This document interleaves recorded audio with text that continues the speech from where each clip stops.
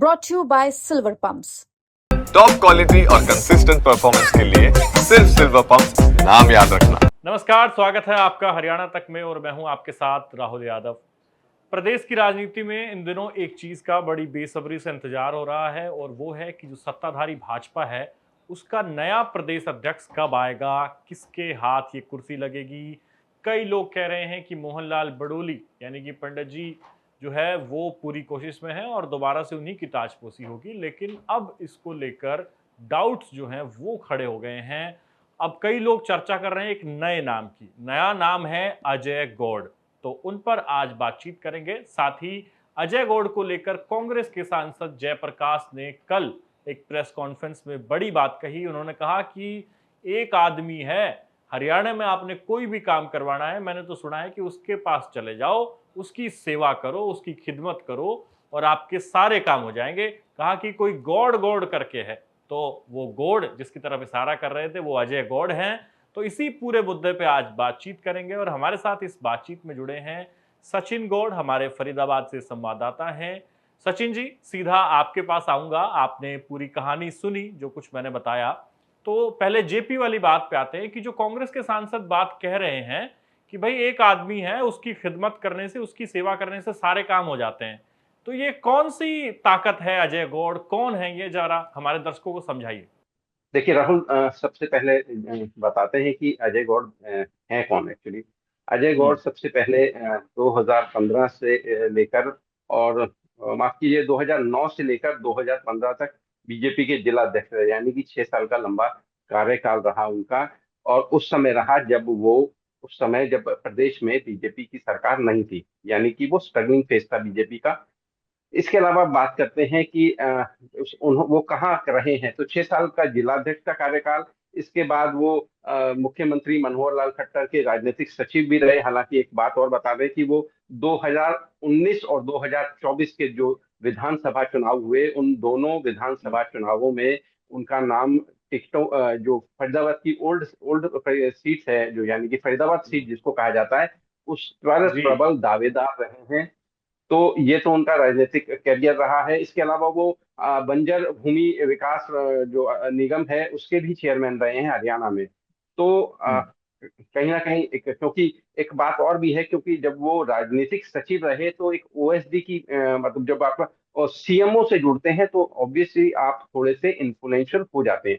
अब सवाल ये है कि जिस तरह की जो उन्होंने कहा सांसद महोदय ने कि वो किस हैसियत से काम कर रहे हैं, तो पहले तो उनका वो जो तंजनुमा जो उनका वो है, वो कहने के पीछे उनका आशय क्या है ये जानना जरूरी है। जी राहुल, जैसे कि आपने कहा कि एक तरफ अब उनका नाम जो है बीजेपी प्रदेश अध्यक्ष के लिए चल रहा है, तो नहीं, उसी दौरान उस पे आऊंगा सचिन जी, मगर उससे पहले जरा ये जो जेपी वाली बात है ना, इस पे थोड़ी सी और चर्चा करूंगा।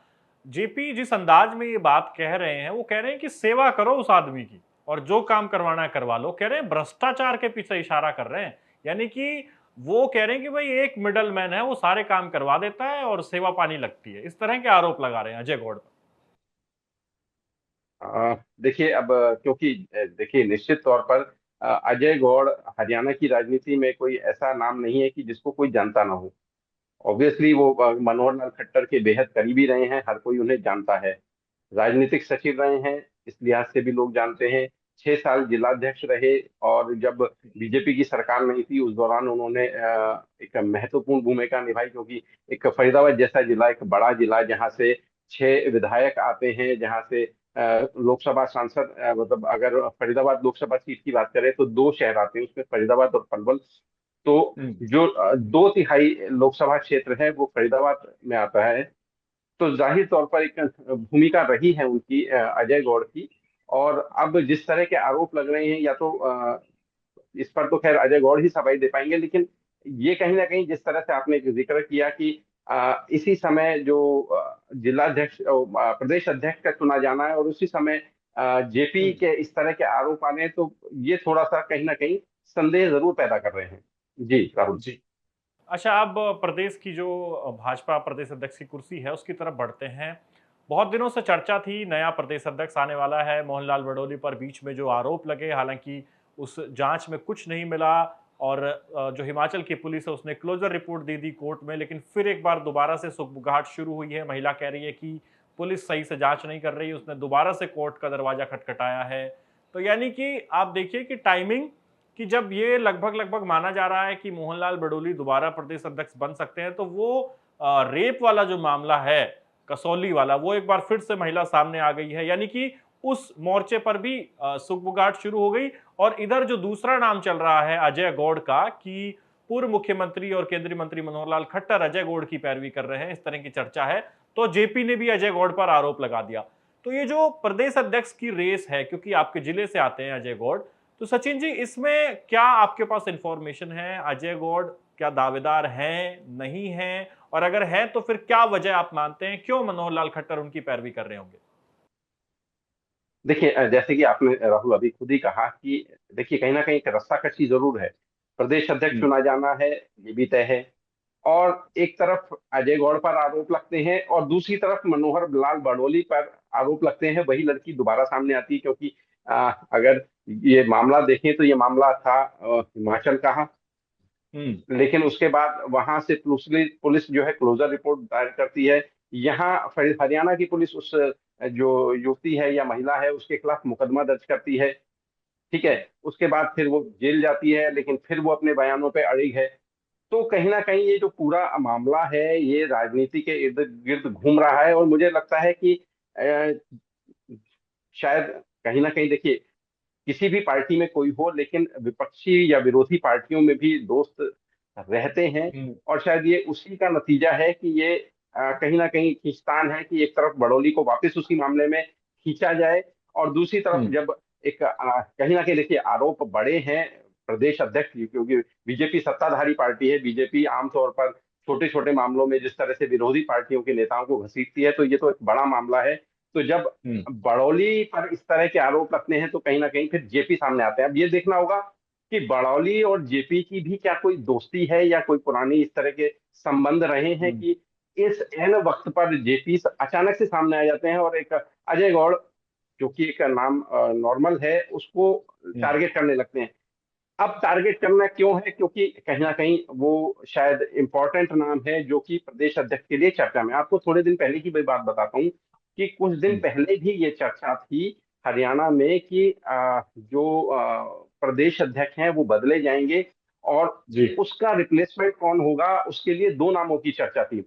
एक से फरीदाबाद से ही आने वाले संदीप जोशी, जिनके फादर जो है बीजेपी प्रदेश के प्रदेश बीजेपी के अध्यक्ष रहे थे एक समय पे, और वो काफी बड़ी भूमिकाओं में रही हैं वो भी हरियाणा में। अभी फिलहाल उनकी पत्नी को मेयर का चुनाव लड़ाया गया फरीदाबाद से, जिसमें वो जीत कर मेयर भी बनी। इसके अलावा वो संगठन में बड़ी भूमिका में रहे हैं हरियाणा में। ये तो थी संदीप जोशी की। इसी के साथ साथ एक और नाम था जो अजय गौड़ का नाम है, ये भी उस समय चर्चा में था। लेकिन अब क्या हुआ कि जब मेयर जैसा पद संदीप जोशी के पास चला गया, क्योंकि उनकी पत्नी मेयर बनी है, तो ऑब्वियसली एक परिवार में वो पद आ गया। तो अब जो नाम जो बचता है, क्योंकि उस समय दो ही नाम थे, तो अब बचता है अजय गौड़ का नाम। तो जिस तरह से जेपी आरोप लगा रहे हैं और जिस तरह से ये पूरी भूमिका बन रही है, समय सबसे महत्वपूर्ण है। क्योंकि अगर ये शायद 3 महीने पहले या और 6 महीने पहले का अगर आरोप लगाते कि भाई एक नाम है, तो शायद ये उतना महत्वपूर्ण नहीं होता। लेकिन अब जबकि प्रदेश अध्यक्ष चुना जाना है और अजय गौड़ का नाम चर्चाओं में है, और अजय गौड़ कहीं ना कहीं मजबूती के साथ खड़े हैं, क्योंकि उनको सपोर्ट करने वाले हैं मनोहर लाल खट्टर। क्योंकि एक समय में वो राजनीतिक सचिव भी रहे हैं मनोहर लाल खट्टर के, और मनोहर लाल खट्टर और अजय गौड़ के संबंध पूरे प्रदेश को पता है, बेहद नजदीकी संबंध हैं दोनों के, बड़े अच्छे टर्म्स हैं, अच्छी एक इक्वेशन है दोनों के बीच में। तो ऐसे समय में जब अजय गौड़ का नाम आता है और उस पर आरोप लगते हैं, तो ये कहीं ना कहीं इसके पीछे की एक राजनीतिक साजिश का भी कहीं ना कहीं होने का आप अंदाजा लगा सकते हैं। जी राहुल। अच्छा, अगला सवाल मेरा जो जातीय समीकरण भाजपा साधती है उससे जुड़ा है सचिन जी। हमने देखा कि प्रदेश अध्यक्ष जब मोहनलाल बडोली को लगाया गया, ब्राह्मण समाज से आते हैं वो, अब अजय गौड़ के नाम की चर्चा है, दूसरे हालांकि किसी नाम की चर्चा नहीं है। अजय गौड़ भी ब्राह्मण समाज से आते हैं, और फरीदाबाद में जब टिकटें बांटने की बारी आई तो भी ब्राह्मणों को बढ़ चढ़कर टिकटें दी गई, पलवल और फरीदाबाद में। तो ये जो जातीय समीकरण है, इसमें भी क्या आप मानते हैं कि अजय गौड़ फिट बैठ रहे हैं भारतीय जनता पार्टी के? देखिए राहुल, सबसे पहले एक बात और आपको बताना चाहूंगा, इसी कन्वर्सेशन में मैं ऐड करना चाहूंगा कि जैसे कि मैंने पहले कहा, 19 और 24 में फरीदाबाद जो सीट है, जो ओल्ड फरीदाबाद की सीट पहले कही जाती थी, उस पर प्रबल दावेदार रहे हैं अजय गौड़ दोनों समय में, 19 में भी और 24 में। क्योंकि 19 में अगर चौथे की बात करें तो विपुल गोयल इस सीट से विधायक बने, फिर बाद में वो मंत्री भी बने उसी टेन्योर में। लेकिन उसके बाद 19 में उनकी टिकट काट कर नरेंद्र गुप्ता को दी गई। लेकिन जब नरेंद्र गुप्ता को दी गई तो उस समय भी अजय गौड़ का नाम चर्चा में था और संभावना थी कि उन्हें टिकट मिलेगी, लेकिन उनको टिकट नहीं मिल पाई। लेकिन अब आते हैं 2024 पर, तो इस बीच जी। नरेंद्र गुप्ता की टिकट कटी और फिर से विपुल गोयल सामने आए। और इस समय भी जो प्रबल दावेदारों में से जो इनका अजय गौड़ का नाम प्रमुखता से चला, एक वजह ये भी रही क्योंकि अगर आप सीट देखेंगे, जैसे कि पलवल में जहां गौरव गौतम को टिकट दी गई, पलवल के हम्म। साथ सीट लगती है पृथला, जहां टेकचंद शर्मा को सीट दी गई। उसी के साथ एक बल्लभगढ़ की सीट लगती है, जहां मूलचंद शर्मा जी को टिकट दी गई। और इसी के साथ जब ओल्ड फरीदाबाद यानी जो फरीदाबाद सीट की चर्चा हुई, तो यहाँ अजय गौड़, तो ऑलरेडी 3 ब्राह्मण सीक्वेंस में आ रहे थे। तो एक इस पॉइंट को भी लेकर अजय गौड़ का नाम मतलब चर्चा से हटाया गया, क्योंकि 3 नाम ऑलरेडी, जब ब्राह्मण लगातार सीटों पर चुनाव लड़ रहे हैं बीजेपी की टिकट पर, तो ऐसे में 3 लोगों का होना ही बड़ी बात है। ऐसे में चौथे को तो कंसीडर कतई नहीं किया जा सकता। तो एक ये बड़ा रीजन देकर अजय गौड़ का जो टिकट है वो काटा गया था। जी। अच्छा। हम्म।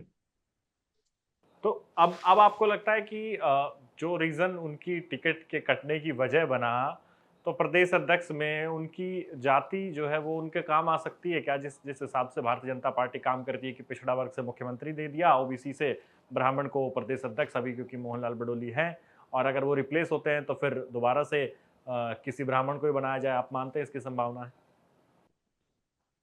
देखिए संभावना तो लगती रहती है।